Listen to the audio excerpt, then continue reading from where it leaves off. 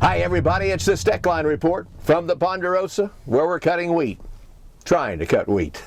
We had a good day yesterday and rained this morning, about a half of one drop, but it's enough, of course, to hold everybody up for a while. And more rain on the way. Boy, we've got a mess with this old wheat harvest. Trying to cut wheat from Texas all the way to the mid part of Kansas. Stay tuned, I want to talk about that. Plus, the House passed a bill. I'm not too excited about it, but boy, there's a lot of people that are. I'm just not in favor with it. Stand by. My grandfather came across the plains from Missouri in the 1860s and ran a hotel and stage stop here with livery stable, and it's been in the family ever since. We run probably about 100 cows here and 250 over at the other ranch. I'm sure there are other banks we could have dealt with, but they've been so friendly and know what the ups and downs are in the business. American Ag Credit is like a family for us for financial. Well, folks, this old harvest in Texas is really bogged down as they get more rain. Even last night in some areas of Oklahoma, where the wheat's been ripe for a week or two, and in Texas for 2 or 3 weeks. And what's going to happen to that old crop is anybody's guess. I must tell you, though, we had a great day here yesterday. We cut about 13 hours and finally got into some better wheat, which is our regular ground.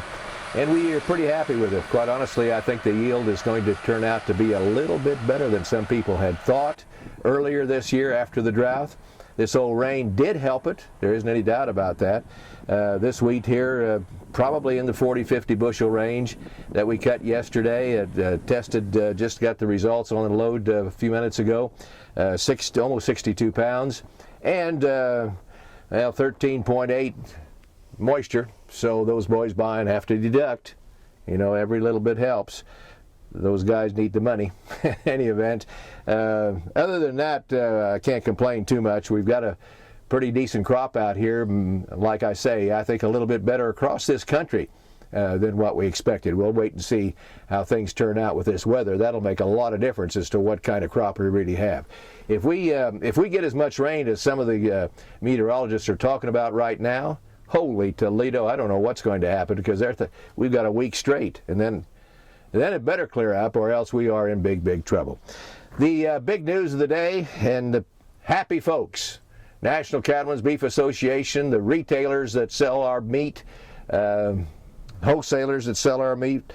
House passed a bill to repeal mandatory cool for beef, pork, and chicken.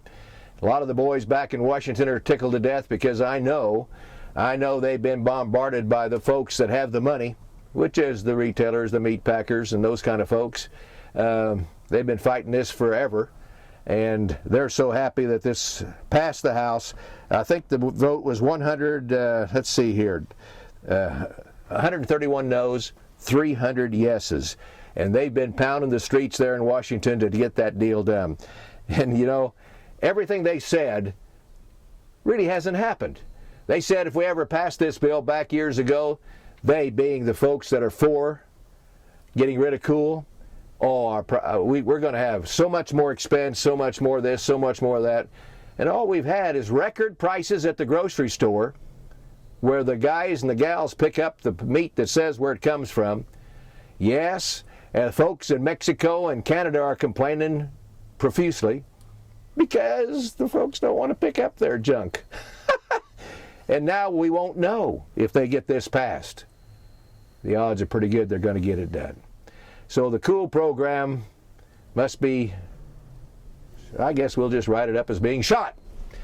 Maybe somebody can revive some part of it, but so far I don't think that's going to happen, because we got too much money fighting it, friends. That's all that's to it.